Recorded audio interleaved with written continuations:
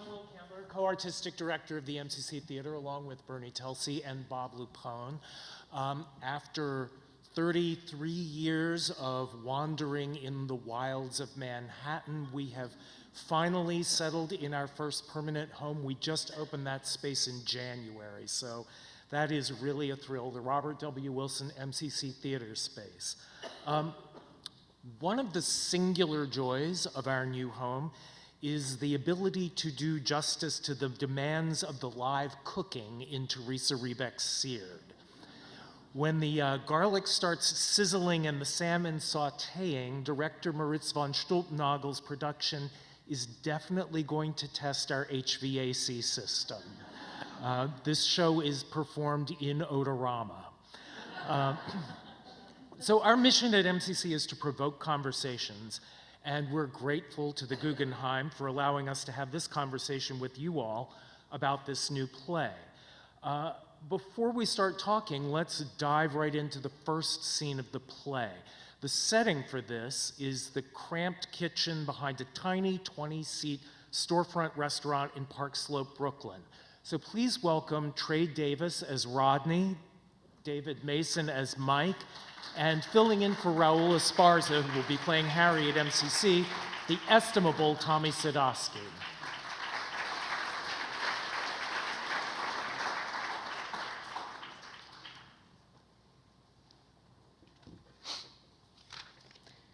Act 1, Scene 1.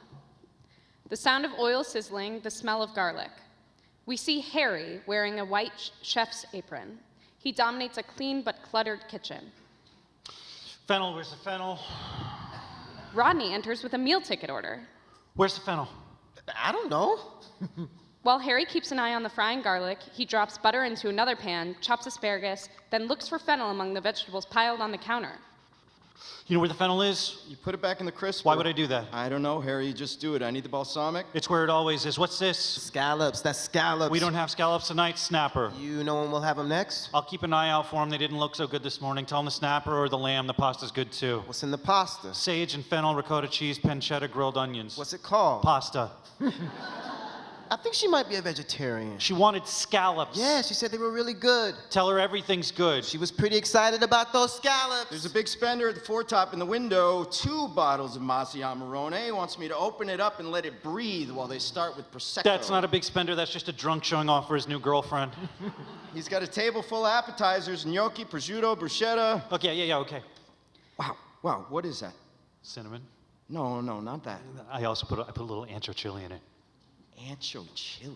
She wants the scallops. We don't have scallops. She's really sad. She hasn't eaten anything yet. She's probably just hungry. I have to offer her something else. She doesn't want anything that's on the menu. Then tell her she should go to another restaurant. I'm not telling her to go to another restaurant. That's rude.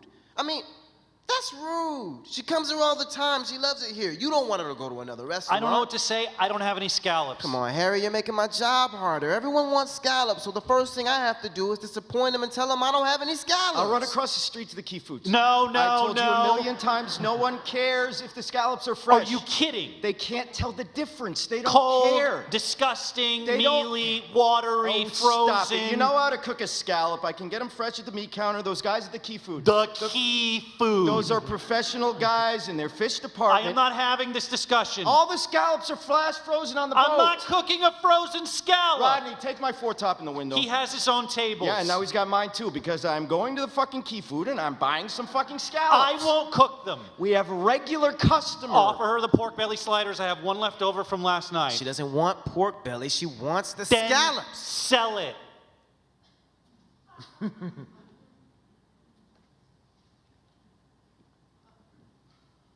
She's fine with the pork bellies. I know she's fine with the pork bellies. She hasn't even tasted them yet. You still want me to take your foretop in the window? You can't say you're not going to serve the scallops. People come here. Okay, I told you this morning this was going to happen when New York Magazine came out with that little blurb about your scallops. We were written up in New York Magazine for the fucking scallops. You can't just choose not to serve the scallops.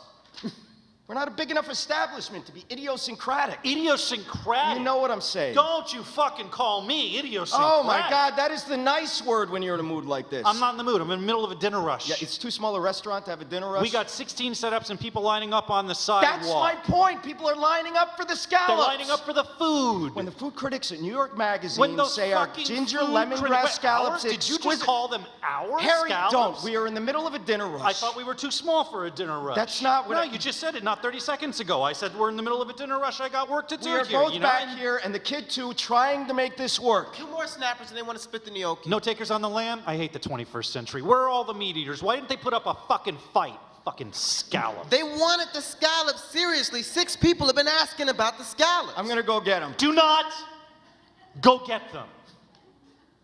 I am warning you. Do not go get them. Blackout.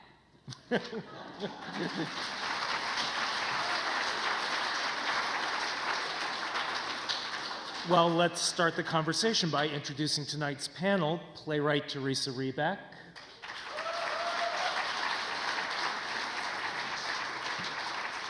and director Moritz von Stuelpnagel.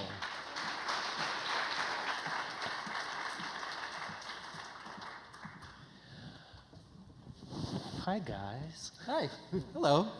So, Theresa, Seared takes place in a Brooklyn restaurant. You Yes. happen to live in Brooklyn. We are neighbors, in fact. I've heard you talk about how you were inspired by a real restaurant. Tell us a little more about that. Oh, okay. Yeah, there was this restaurant called the Red Cafe, and it was, you know, I actually live on Sterling Place, which is between 5th and 6th in Park Slope, and there's a Key Food right at the end of the block. There is. My husband calls it the giant refrigerator at the end of our block. And if you like, for several years, there was this really small establishment. It had 16 setups, and the food was beautiful, and there was one guy in the kitchen, and he wasn't like Harry at all. He was a very gentle, like interesting guy, and he had worked in like everybody else's kitchen out there. And then he decided he was going to take all his money and have his own place. And so that's what he did. And people used to come from all over the city, like they knew where he was, and they'd come in. And but it was never anything more than a neighborhood jewel, you know. So that's where the idea came from. And it lasted for a while, And now it's gone. and now it's Right. gone. Yeah, so, yeah, sometimes I didn't quite want to give that away, because, but that's actually like at the heart and soul of the play is the question of how do you keep an establishment like this alive? Like what happens? You know, like that it's like right on the cutting edge of art and commerce, and so that's sort of built into the bones of the restaurant and of the play itself. Moritz, you and Theresa have collaborated before, and you're now in the second week of rehearsals for this at MCC. But tell me a little bit about what that director-playwright relationship is like and what it brings to this play. Well, I mean, Theresa makes it easy. When you have a good play, then you just get out of the way and just do what the play asks you to do. And I think we were talking about that in rehearsals this week, that one of the actors, you know, made some comment about she just writes the way you think, so that as an actor, you know, in a bad script, you have to make these mental leaps from one thought to the next to figure out why would a human say that now? And I think you just write the way people's stream of consciousness think, which makes life so much easier in terms of telling the story and figuring out what the performances are. This play specifically, I think, you know, sort of called up all of my background in restaurants before I was able to convince people like Will to give me a job. I worked in plenty of restaurants. And, you know, what I noticed there specifically is just the amazing choreography that takes place in a kitchen to get all the food out on time, simultaneously, and hot. And we now are adding dialogue on top of that. And it became this incredible puzzle, which was really exciting to me to sort of bring all that to life. I think our relationship specifically, I think, has been really tremendous in terms of being open and honest and fluid. When you both are working on the same story, I think it becomes much easier to tell the same story.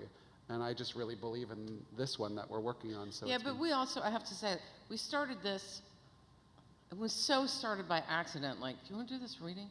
Or you're like, you want to do, and he was like, well, yeah. You know what I mean? I can't remember how it even, but then last summer, we did this, things got moved around during the year, and then, you know, you never know if you're ever going to get to do a play again.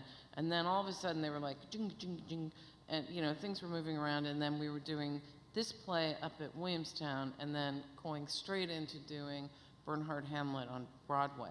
And so for like, So I'm really glad the first one went really yeah, I know. well. We were Otherwise, it would have been like- super awkward. We were like, this has to work, or we're both dead. But then after we were finished, it was like he went off to do a play with someone else, and I felt like he was cheating on me. I was like, you have another girlfriend? But you know, now we're doing a play together again.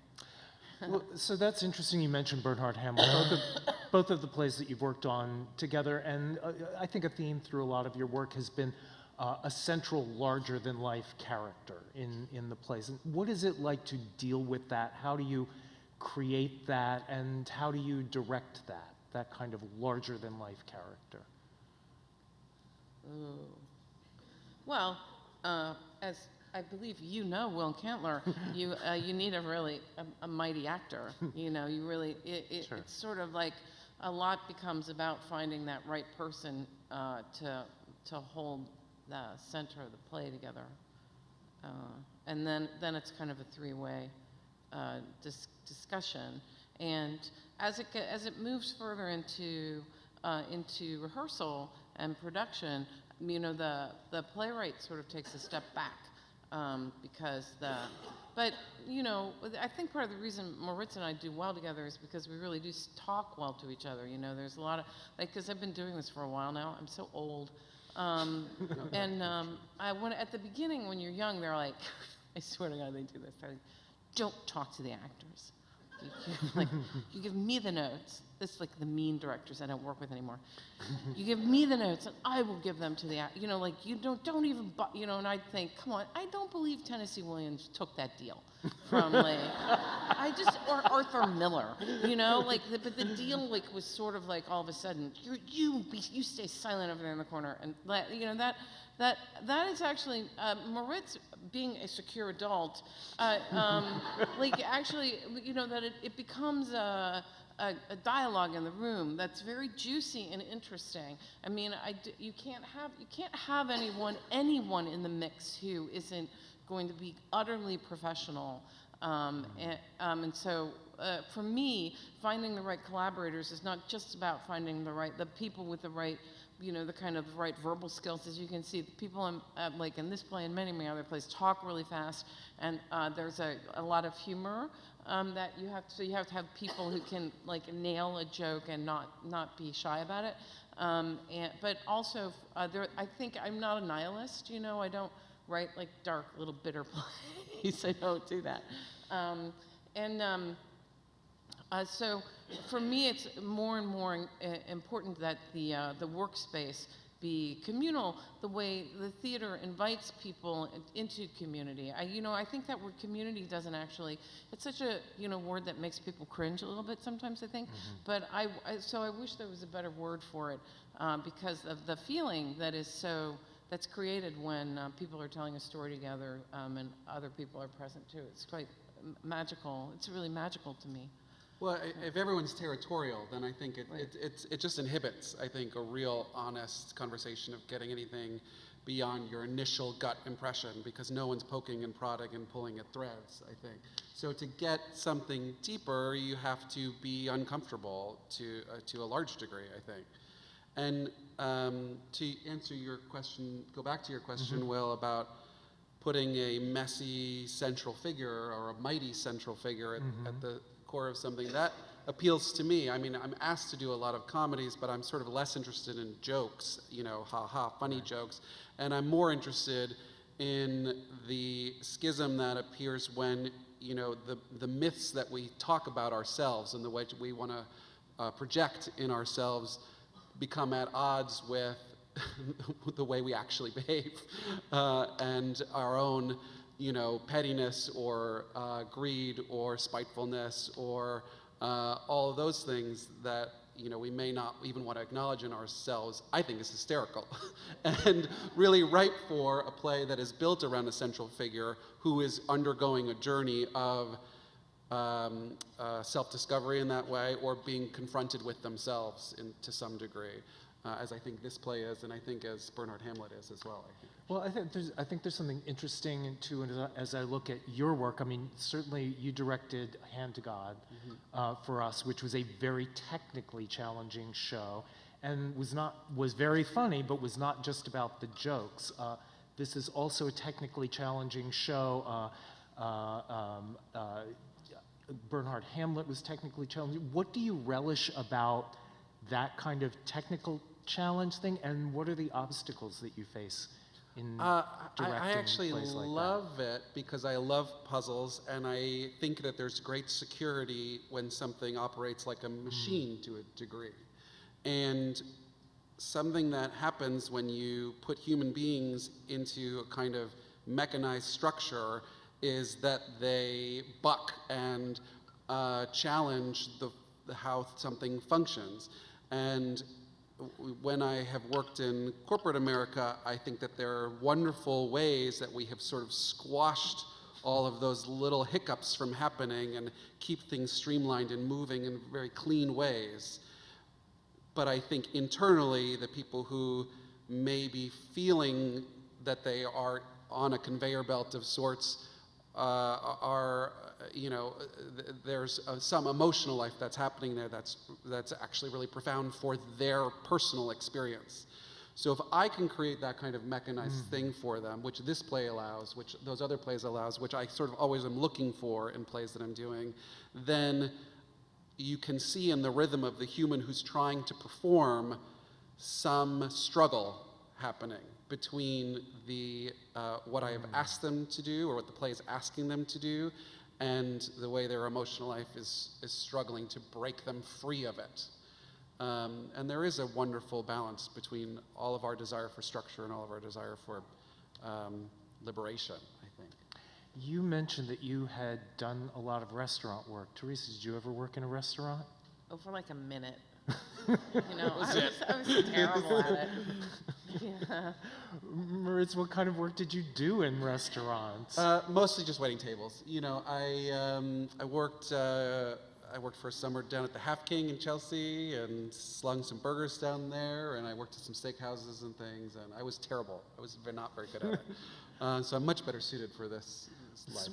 Theresa, what kind of research did you do to try and get the kitchen right? Yeah, I'm like thinking back.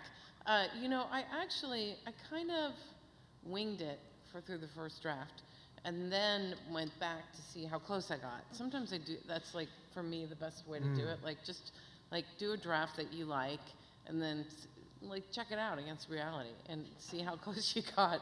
And usually it's pretty close. Yay. And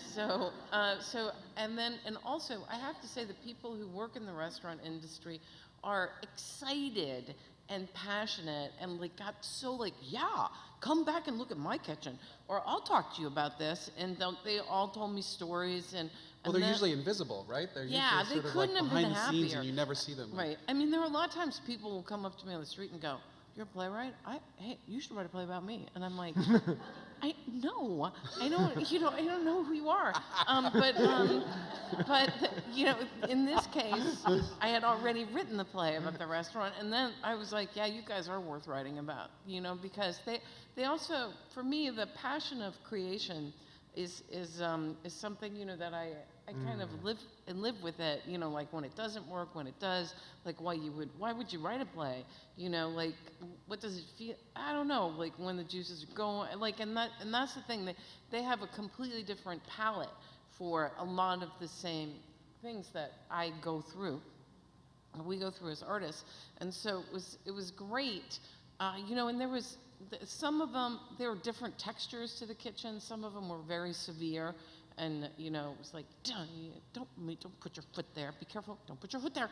And then there were other places that were really like, they were just so excited to have someone back that they were like, come back, come back. It's like being invited backstage. So it was. There were a lot. I saw a lot of different restaurants. They always want to feed you too. Here, have some of this. Do you love it? That sounds terrible. Yeah. I know, it's really fun. Yeah. Nice research. Let's read another scene. So at this point in the play, the restaurant has really caught on. And it's the morning after a big dinner rush.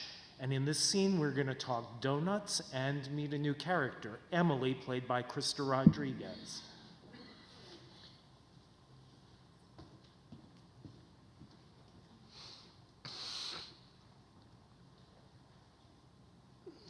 Act 2, Scene 2. Harry pours hot water into a French press coffee maker, then lets the coffee steep while he moves dishes into the sink. Rodney enters, and Harry pours him a cup of coffee, while Rodney pulls out a greasy brown paper bag and gives Harry a donut. So, how many of those snappers you end up making last night? 16, 17, I can't remember. We ran out. I never was a fan of snapper. No? It just bores me, even the way you cook it. Think I'm insulted. No. You know I love what you make. Except when it's snapper. Yeah, but I never like snapper. That's what I'm saying. It's like lima beans. No matter what you do to a lima bean, I can't eat it. You don't like lima beans? Can't eat them. You're black. What's that got to do with it? I don't know, it just seems That is like... so racist. Food isn't I'm racist. not saying food's racist. I'm saying you're racist. I'm not racist. Lima beans, black-eyed peas, fried chicken. Everybody likes fried chicken. Okra, greens. This is a good I'm regional black, menu. so I got to like greens. Do you? Greens is fine. Macaroni and cheese? Everybody likes macaroni and cheese. Not everybody likes all macaroni and cheese. You should do a macaroni and cheese. That's not really a compelling reason to. It's delicious would be the compelling reason. Donuts are delicious, and I'm not getting a donut. Why not? It's somebody else's issue. I have no curiosity about donuts. I enjoy eating a donut. I find myself compelled.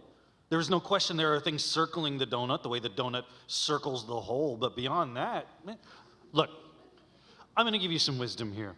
This is worth knowing. There is not an infinite number of things that you can do in your life. There is infinity, no question.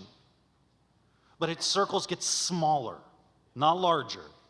And that's not a bad thing. I mean, honestly, there are at least 20 ways to cook a couple of asparagus tips, so you do the math. Asparagus, garlic, scallions, butter.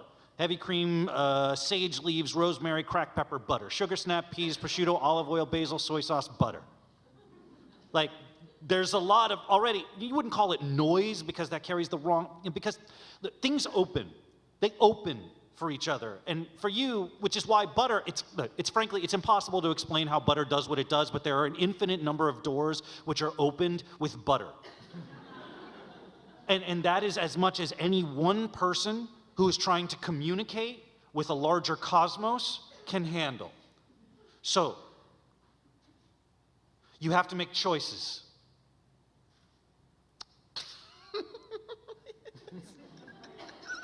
Communicate with the cosmos. Yeah, okay.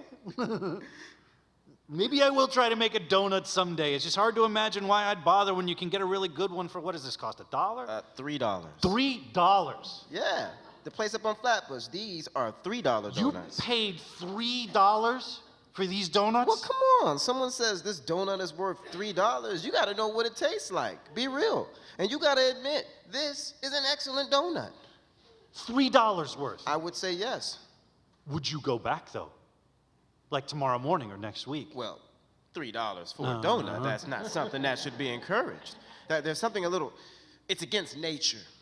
I read this thing one time in a magazine. They got some restaurant in Manhattan where you can pay $1,000 for an omelet. I heard about that. I mean, come on, that's just, it's hard to say what that is. They put a ton of caviar on it, apparently. That'll jack up the price of anything. $1,000? It's got lobster, too. That costs nothing. Don't tell them that.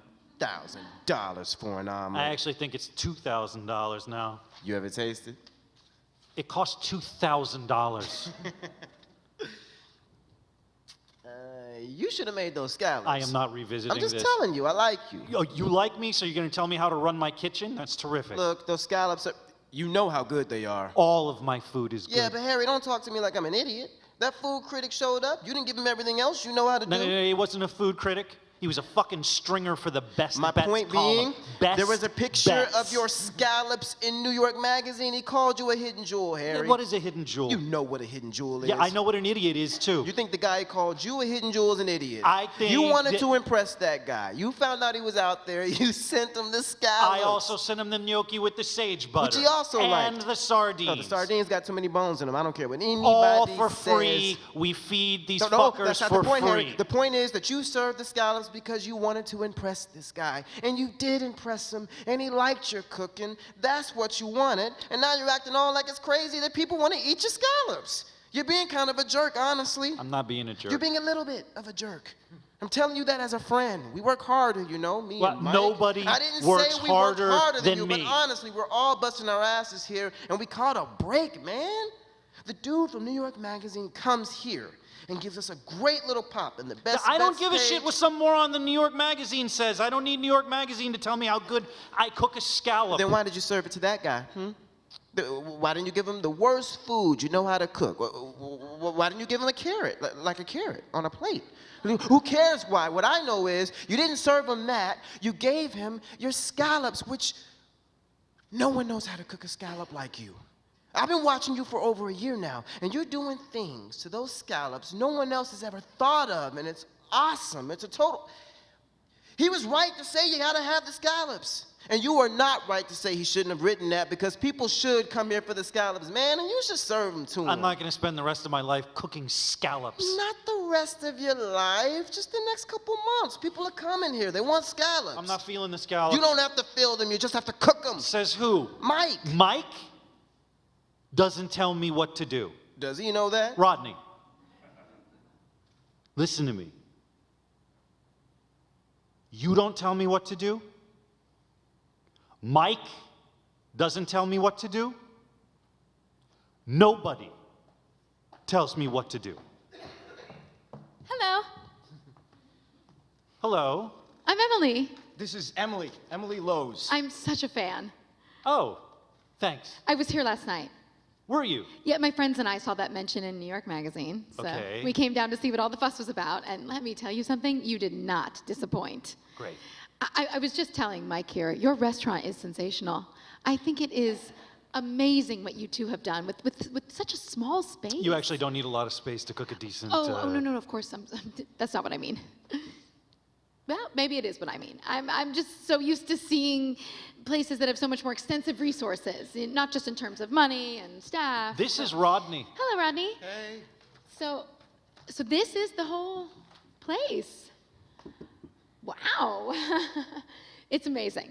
Well, you are amazing. My meal last night was impeccable. I'm glad you liked it. We had the gnocchi, the prosciutto, the bruschetta to start. I had the pasta, which was sensational. And my friend had the lamb. I like the lamb.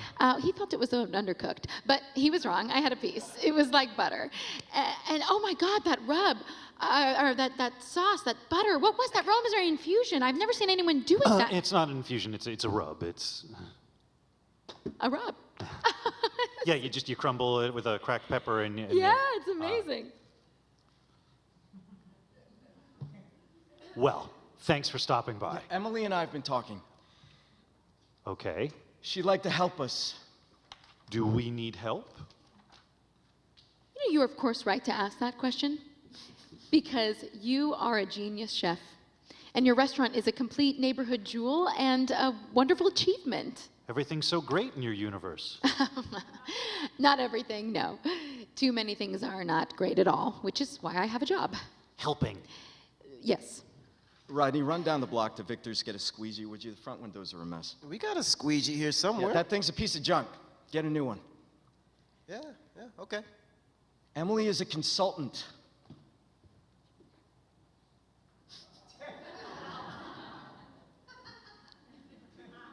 Wow.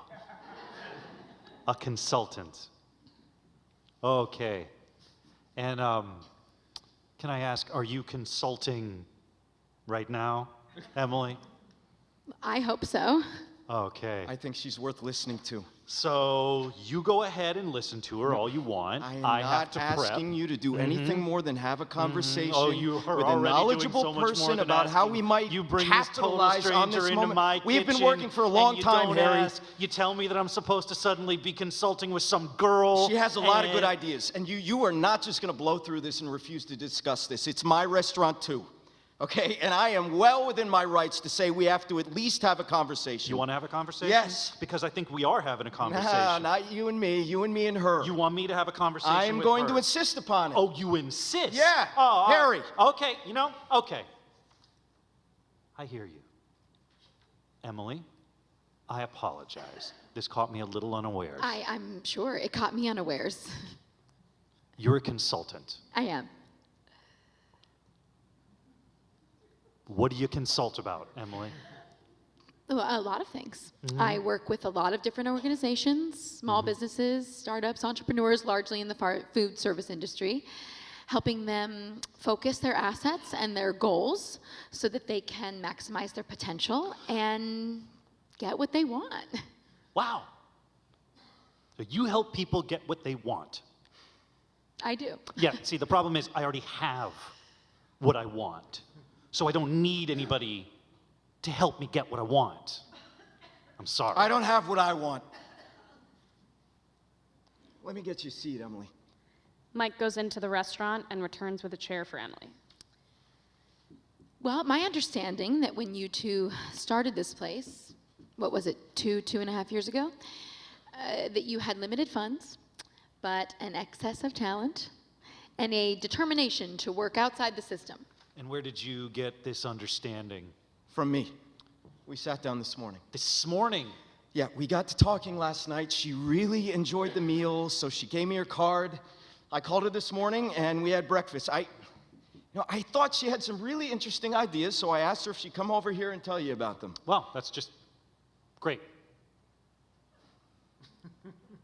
I should come back. No, this is a good time. No, actually, I think the two of you could go over the things that we discussed, and you can get back to me. There is no pressure from my end. Your restaurant is terrific, and sometimes I just get excited, and moving too fast isn't always the right idea. Or never This the isn't right too idea. fast, okay? We've been talking about how do you Too expand a fast. place that has 16 By setups. The only definition way to is make a too profit fast. is to have a great Right? night Thank every you. night We of the week, appreciate and your even then interest we're in barely burying breaking your even. nose into our, but I think that I got this covered. I honestly had no intention of stepping on any toes. I don't want you to leave, okay? We have to have this conversation with him. The things you were talking about are really encouraging. I am not having a conversation with you and the third person in the room who I don't know. Well, you're gonna get to know her because I'm not burying my head in the sand about this, and neither are you. Burying my head in the sand. As soon as they raise the rent on this place, we got nothing. Oh, you've been moaning about the rent for as long as we've been here. Because it's too high already.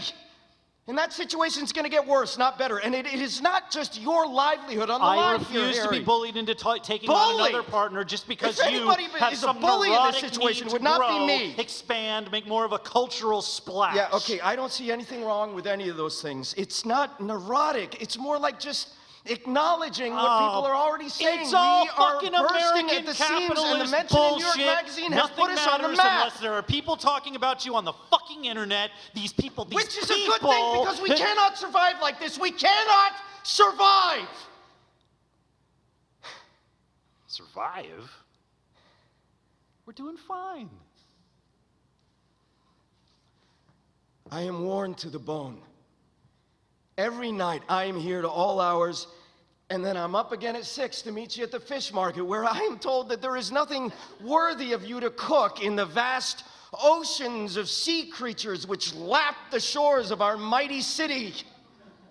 We go to the best butcher in Brooklyn. The finest cuts of meat barely meet your begrudging acceptance.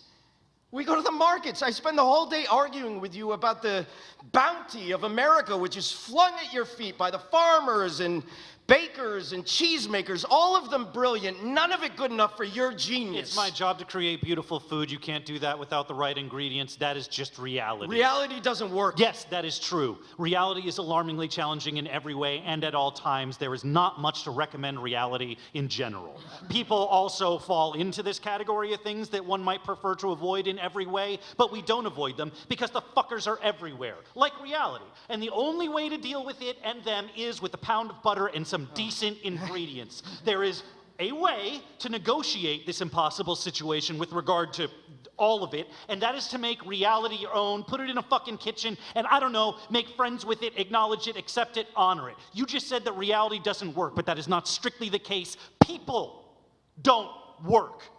Reality works in very small doses. Not here, it doesn't. This is the only place where it Look, does I cannot work. handle an existential debate if I'm not drunk. But this isn't a debate, We could lose everything. which is my point. Good, we agree. We couldn't disagree more. Look, it is not an abstract situation. It's just not abstract. It's not theoretical. We agree on that at Our least. profit margin is too small. As soon as the rent goes up, we lose everything. That is reality. Reality is food. Oh, Jesus, that is a specious thing to say, Harry. I've given everything I am to you and your fucking You food. gave me. You know That I is did. Classic. Harry? The whole thing is standing on me. Oh, my God. My talent, my work. My money. If that's what's important to you. It is important to me. It is. I don't know how to live with no money. Can I just interrupt for a second? No. Yes. I cannot tell you how wonderful it is to hear you guys having this conversation. So many partnerships find themselves at the first real impasse, and nobody has the language, or more importantly, the courage to really get down to the issues at hand, and then that's it, it's over. Most people, honestly, don't know how to argue, but you two do. It's an honor, honestly, to listen to you argue. It's just so pure.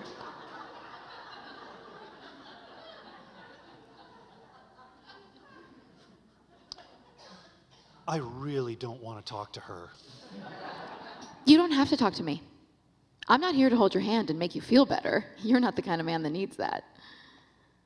But what's more, this isn't about what you need or what Mike needs. It's about the container for everyone's needs. It's about the universe which allows things to grow. So right now, you're living in a world that isn't big enough, which is why you're fighting over resources. But I'm here to take that problem off of your shoulders. Let me assure you, the world is big enough. I can make it big enough. Blackout.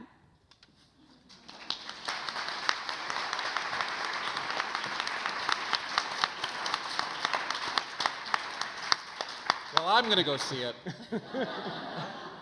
For the next part of our conversation, I want to introduce our restaurant consultant, Ben Liquet. Oh,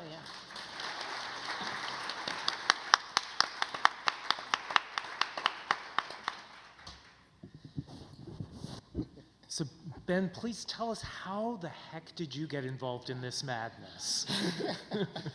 Well, it was by chance. I'm a private chef, so one of my old clients, Mandy Greenfield, is the artistic director of Williamstown Theater Festival. So she reached out to me telling me about this amazing play that was coming up where they're actually cooking on stage. She's like, Ben, do you think maybe you can help us? Because we need someone that knows how to cook, number one, and we love your food, so let's see what we can do. And I said, I've never done this before. I've never worked with theater, but I know how to be me, so I can try and teach people to do that, you know? So we gave it a shot, and it was amazing. I mean, I went in there, and we just had such a blast together, training Hoon Lee at the time, who played Harry, and just kind of worked through all the techniques, just kind of how to be me on stage, not necessarily cooking, something I had to kind of hammer into their head saying, no one's eating the food, you know, so you don't need to perfect the dishes or anything, but you need to make it seem like you're confident in there as much as I am in a kitchen, that no matter what happens, there's a flow, and you can flow with it and just be graceful. You know, it's like I always say working in the kitchen is like a ballet, constant flow, dance, spinning, grabbing things and dancing with your partners, and it's just beautiful to me. Does that mean you're like the character of Harry? I'm a nicer guy. I can attest to that. I can attest to that. Yeah, I'm a happy chef. Whenever I've worked with clients, they're like, "You're the most joyful chef we've ever had in our homes." And I wonder, like, what terrible people they must have had out there. But I like a zen, joyful feeling in my kitchen. I feel like it it gets absorbed by the food. And if you have all this aggression and all this other stuff going on, it kind of screws up your food, and you really don't get to convey the voice of the dish to the diners, you know, when all you have in the back is this tension. So I just try to let it out. I tell everyone who comes to my kitchen, no drama. This is a drama-free zone. If you have it, write it on a paper and toss it in the trash, because I don't want to hear it. But yeah, I'm not like him in that sense. But in the sense of creativity, that's a different story. I do like to play with ingredients, and I do have a passion for good ingredients. But it's just a playground to me. You know? So you're working with Raul Esparza Yes. now. What did he bring to the table before you met him, and what are the things specifically that you're showing him? What's a session with Raul He's bringing involved? to the table the ability to cook. Okay.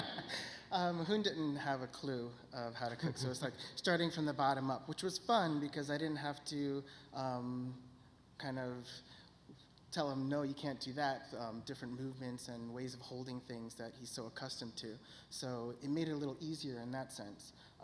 But Raul was great. I had him at my house to do the training, and we did some knife skills, different cooking techniques for the fish, the salmon that he's putting out, and different skills, like flashy skills of flipping things in the pan and chopping and whatnot, just things to make him look good on stage. You were saying when we were talking backstage about like the physical stance, like you had to correct how he stands and Yeah, things yeah. like what is that?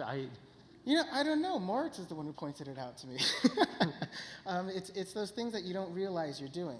You just do instinctually. And it's just ways of standing and moving that are most efficient for being on your feet all day, for moving all around all day, where you don't tire yourself out, you know? And so just kind of teaching him how to stand in a way where it's most comfortable for him to be chopping for hours, you know, and to be mixing for however long it takes, and not to exhaust himself, and also kind of loosen up, you know, because that's a big issue that I see with a lot of people who are learning to cook. There's this stiffness to them, which when you're working professionally, it's a little difficult to sustain that throughout a long period of time.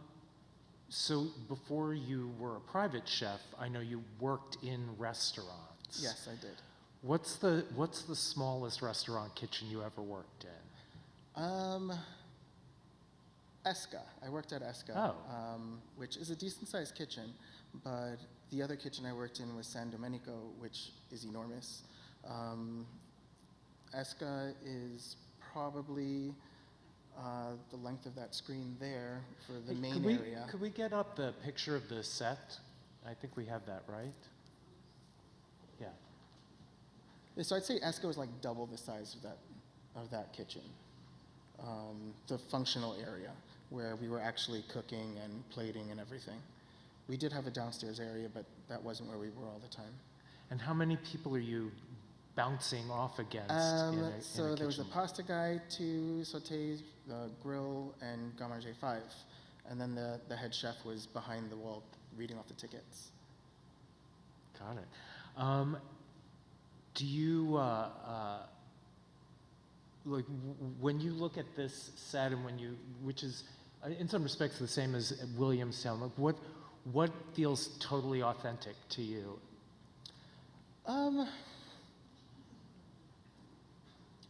All of it. No. Get in there. I'm trying to Like, think what he doesn't have to doesn't. answer that. It's completely authentic. Every corner of it.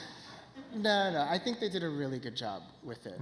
There were some minor tweaks that we made in Williamstown, but literally minor tweaks that we made to it to adjust things to make it more efficient. And that's the thing with the restaurant kitchen, is there's efficiency to it. And Right. so we just had to make sure that that would work and keep the flow going.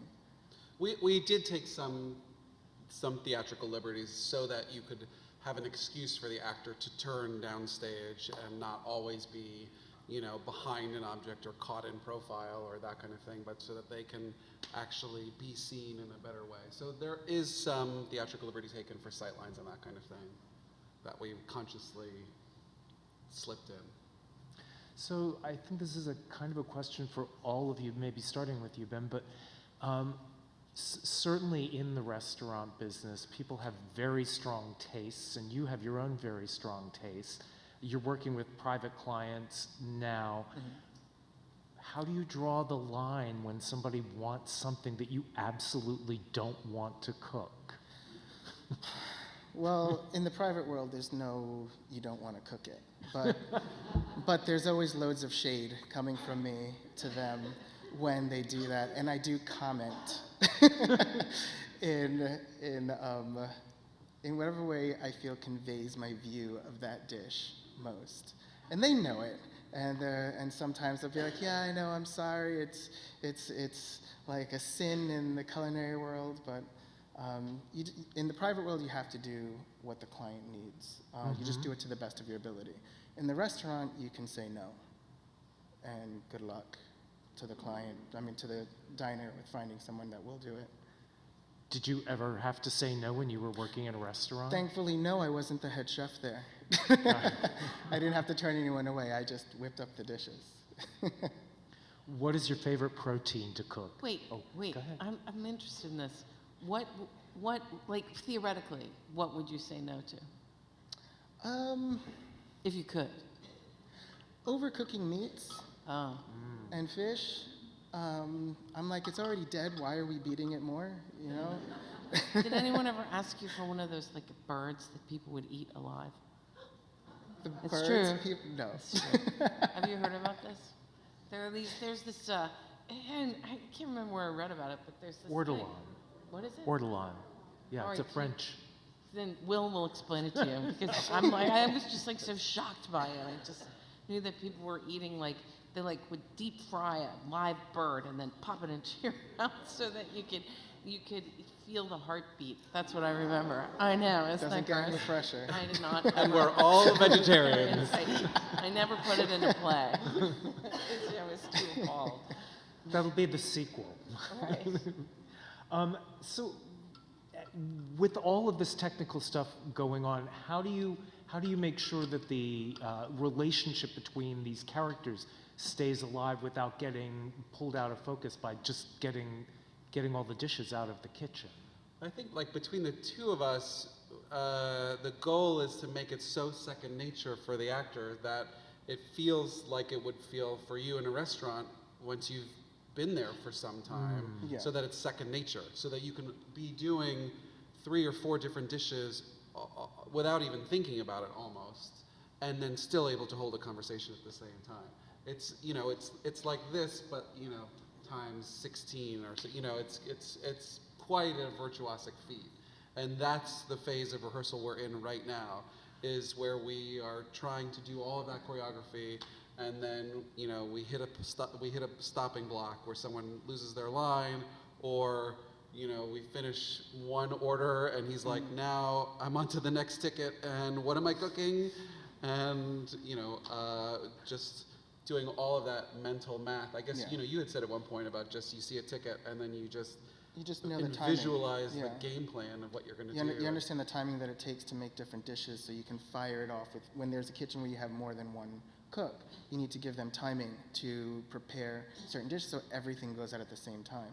So after doing all the dishes so many times and cooking all these fish and meats and whatnot multiple times, you understand how long it takes to make each dish. And so you can say, okay, in your head, this one takes 5 minutes, that one takes 7 minutes, this one takes 3 minutes. Okay, he starts first, then I go, and then I fire so-and-so.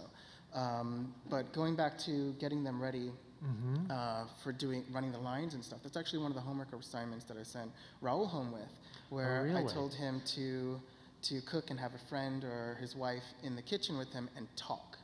Don't just focus on your fingers and chopping. Have conversations and get your mind off of it so you're accustomed to talking and doing other things while you're cooking. So then it's not like, okay, I just said my lines and now I got to chop because I'm worried I'm going to lose my finger.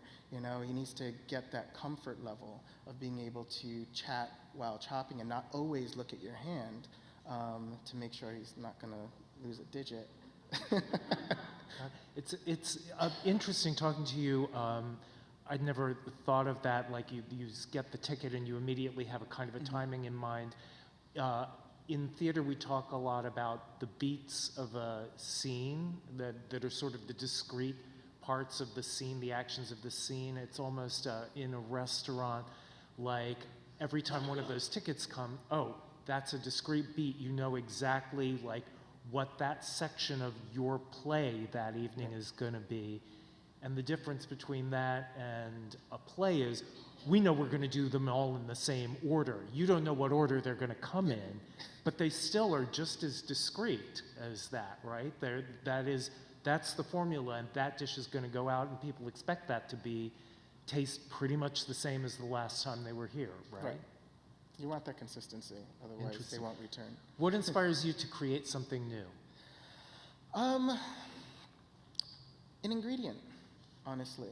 I like to say it's like I hear the voice of it, you know, and it sounds weird and not for me to say that, but I feel like each ingredient has its own voice, and my job is to kind of link them together to the best chorus that I feel works for my palate, and to try and share that voice with the people that I feed.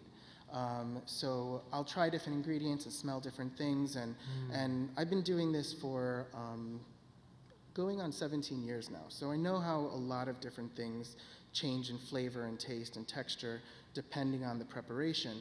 And so I can taste it in my head before actually creating the dish. And for the most part, it comes out to be spot on, sometimes better, sometimes a little worse, but never terrible when I do whip it up.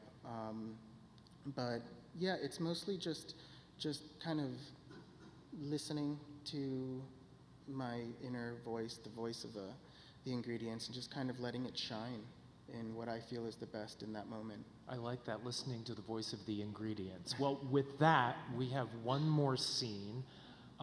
This next scene starts off in the second act as Harry tries out a new dish on Emily, and the word vegan is spoken aloud.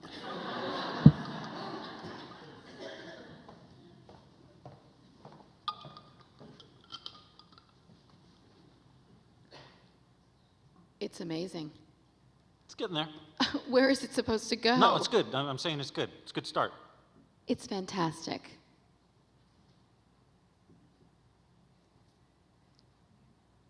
Think of what you want to call it, because it's going on the menu tonight. Tonight? Tonight. It's not ready. Harry, do not try me. I'm saying. And I'm saying I'm not going to argue with you about this. We need a signature dish since you won't make the scallops. I never said I wouldn't. Oh my God, you've absolutely refused a dozen times already. I just said that it is impossible Harry, to I'm rely not going to on argue the with you about the ingredients situation until with I these can scallops, which is why I have been if begging I can't you. get enough scallops to feed the hordes who are now descending on our little enterprise, that is hardly my fault. It doesn't make any sense to feed them scallops they are not going to like. You keep acting like I'm taking some crazy irrational position here. I know, I get it. No more scallops. Never again. She kisses him. I never said never. Harry, I'm not talking to you about scallops right now. I'm talking to you about salmon. This salmon is sublime. Oh, thanks. What is this sauce? It's unbelievable. It's a chutney. Chutney? Fantastic. So it's seared salmon with a Bengali chutney. Bengali? Okay, if you don't like Bengali, give me a better word. Onion? Bengali onion chutney. Bengali is bullshit. And fresh spring asparagus. That's redundant. It's not redundant. Asparagus is a spring vegetable. Which is why it's important to note that we are serving spring asparagus, because it acknowledges how particular you are about ingredients. Locally sourced asparagus is better. Locally sourced? Okay, if you don't like it. Locally sourced is something that you read in a newspaper article. It's not like... We're on the same side here, Harry. Let's remember that. Okay? We both love food. We love your food. Your delicious food is why I'm here in the first place. He kisses her. I didn't make it for them. Okay, I made it for you. Oh my God, Harry! What? We are in a kitchen in your restaurant and we need a new signature dish. Of course you made it for them. Okay, now talk to me about your process. What is it that you do to these asparagus spears that gets them to taste like this? Because honestly, no one else out there really can do it. Whatever you are doing is specific and unique, and the ingredients are impeccable. So that's all that I'm trying to... Seared asparagus. Seared? They're just seared in a pan. Olive oil, salt, and pepper. Stovetop seared. Then it's seared salmon with a Bengali onion chutney, stovetop seared asparagus. That's redundant. That's not redundant. Harry, you cook and I'll write. Yeah, but you're not using the word right. Fresh spring is redundant. Seared twice is repetitive.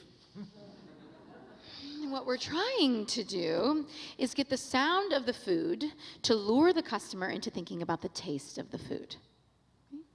So I'm glad that you're interested in this. It really is part of the creative process, obviously. I'm really glad to have engaged in this aspect of the work. So let's just keep talking about the food itself, and maybe something else will appear, some idea about the food or its ingredients. Well, it's wild salmon. Okay. Wild salmon with a Bengali onion chutney and fresh spring asparagus. Now there's no searing at all? Harry, we don't have to do this. No, I get it. I totally get it. I mean it. I mean, turning this place around is not necessarily the best idea I've ever had. Meaning? Well, there's a shortage of chefs out there. I know 4 places off the top of my head you could walk into tomorrow. Bigger, more resources, and without someone like me breathing down your neck to do things different than the way you want. This is my place. It's Mike's place. We started it together. And you could start all over. I could have 4 investors out here this weekend if you'd rather do it that way. Walk out on Mike. He's a big boy. He can take care of himself. You'd lose all his money. He'd go bankrupt. The restaurant business, it happens all the time. Rodney would have to find another job. There's a shortage of waiters out there as well. Just don't go questioning my loyalty. Okay, Harry? I won't. Good. Because I don't think that you know what the word loyalty means. Let's get back to work, shall we? It's a stellar idea. Seared wild salmon with a Bengali onion chutney and fresh spring asparagus. It sounds okay. Great. Great. This is a beautiful dish, Harry. Thrilling, even. It's terrific to see you working at such a creative peak. It's a crowded marketplace out there, and people are looking for something utterly original, which is why it's wonderful to be able to talk about your authentic and restless approach to meals, which are so classical in origin. Wow, that shit just comes right out of you. I mean, you don't even have to barely pause. We all have our gifts. This is going on the menu tonight, whether you think it's ready or not. Yeah, but the problem is... There is no problem. No, that it's wild salmon. Wild salmon with a Bengali onion chutney. But the Bengali part is bullshit. I don't care. It's wild salmon. Yes, wild salmon. I wrote down.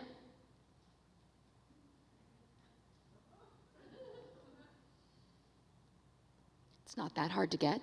It's pretty hard to get. How much of it do we have? 4.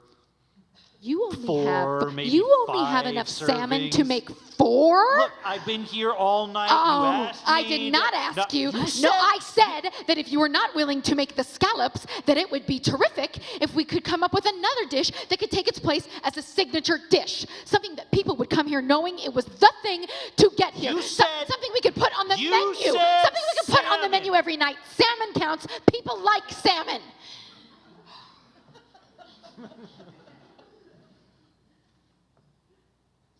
Doesn't have to be wild salmon. I don't know about have to be. It's just what it is. It's wild salmon. It could be regular salmon. Regular? You mean like farmed I am not playing salmon? this game with you, Harry. What game? Mike maybe enjoys it, but I I'm do not playing No, we are anything. putting this on the menu. I only have enough I heard you the wild first salmon time. to- You're right, yes. Wild salmon is, if anything, more difficult to find than the freshest deep water scallop hand-picked off the ocean floor by the Little Mermaid herself. Well, now I just don't know what you're talking about. Tomorrow, I am going to go out and get you the best farmed salmon that I can find, and you are going to practice making this delicious seared salmon with a Bengali onion chutney using farmed salmon. And then we will see how we like that. For now, it will not go on the menu because we don't have enough of it to serve. Okay. What would you like to put on the menu this evening, Harry? I leave it up to you, Emily. Great. Well, then I am just going to go out front and have a glass. Maybe a lovely glass of Barolo or two. And I am going to come up with what might be a fun menu for tonight. That is what I'm going to do. We're calling it seared salmon with asparagus, and I don't give a shit how shitty it sounds. What did you do? I didn't do anything. Oh, honest to God, Harry, you promised you were going to make this work. I am making it work. She asked for something to put on the menu to replace the scallops. Why are we replacing the scallops? Everybody loved the scallops. They asked for them every night. Why can't you just make the fucking scallops? Look, I'm not going to go back to why. She wanted some more seafood choices, so that's why what I gave her, and now she's all pissed off. I don't know why. Right. I did what she asked me to do, and now she's pissed. This is a new dish? Huh. Seared wild salmon with Bengali onion chutney.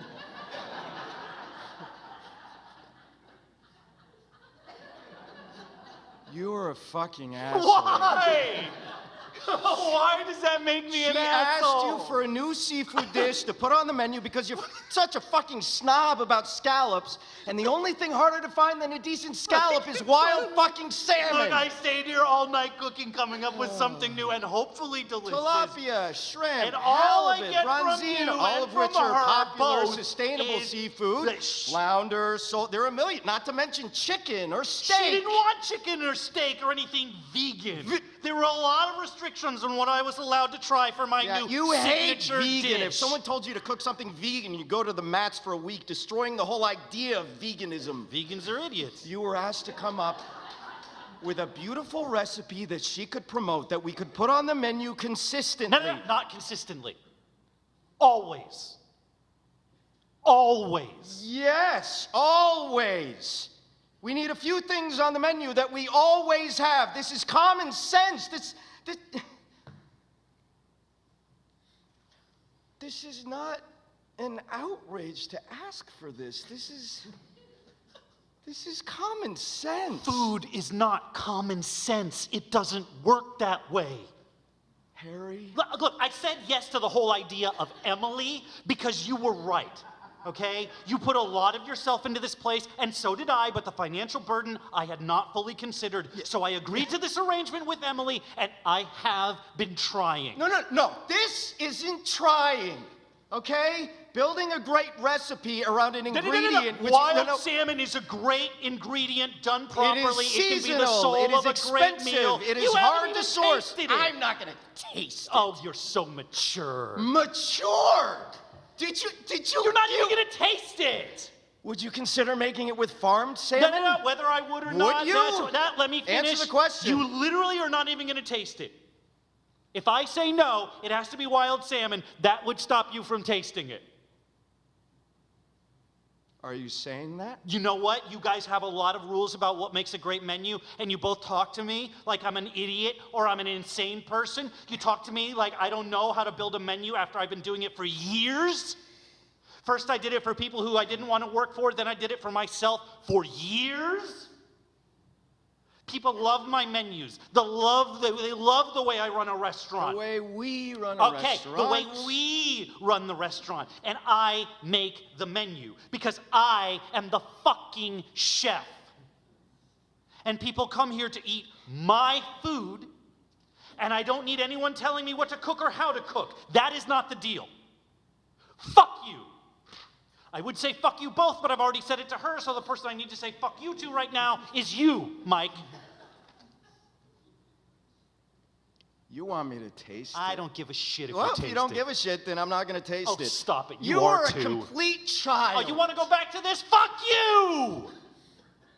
I am not a child. I am the person who's been holding this restaurant together. Yes, you run the place, but I am the beating heart of this operation. I know who I am. I know what I do. There is nothing wrong with my character. You want the world to be better? You want it to be different? You don't like the deal we made 2.5 years ago and you want to change things? I gave you that. Against all of my better impulses, you already got me agreeing to that bullshit, even though I don't agree with any of it. But when you tell me how to be someone that I am not, Oh my God. I am not gonna do that This for you. isn't about your essential identity. It's about a fucking piece of salmon. You think that because you're you and I am Why me. is this so impossible? Even a simple discussion. You think this discussion is simple? Yeah, I think I would love it if every time somebody came up with an idea, it didn't turn into 8 days of wrangling. If it was a decent idea, it wouldn't. It's a piece of fish, Harry. That's what I'm saying. Mike reaches for the plate and takes a bite. Okay, that is delicious. Thank you. It's a little greasy. Well, not the salmon, the chutney. The chutney? There's something. What is the thing in the chutney? It's making it. I put a little bit of the oil from the anchovies. Wild salmon gets a That's little. what it is. It's just. It's just a hint in case. I mean, I don't think that it's greasy. Yeah, it comes at the palate, at the end of the bite, in a way that it's decadent for sure. If that's what you're going for, okay. But no. I see. I get it. What do you eat? Just some salmon. You can make it with farm salmon. Listen. Yes, the wild salmon stands up to the chutney. I'm just saying it won't take anything away. If you use the Can I? anchovy, the fattier fish will hold the flavor without needing the extra oil. Yeah. This is good. Good. Well, the wild salmon dries out so fast, plus I think it's kind of loud. Loud. Like loud in your mouth. Ooh, you'd be better off with farmed, which they're saying it's okay to cook with now. Yeah, if you're okay cooking with ingredients that are okay. No, seriously. They address the stuff people were concerned about. It's safe and delicious, and you get your omega-3s. Salmon makes people happy. I love salmon. But this is terrific. I just think it would taste better with farmed salmon. When you sear it up, you get that nice crusty bit at the end. I love that part. Where are you going? I'm going to the Key Food to buy some fucking farmed salmon.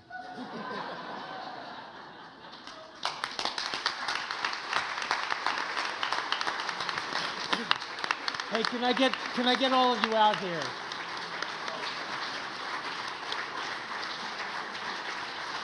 Let's thank Krista Rodriguez, Tommy Sadowski, Dave Mason, and Trey Davis.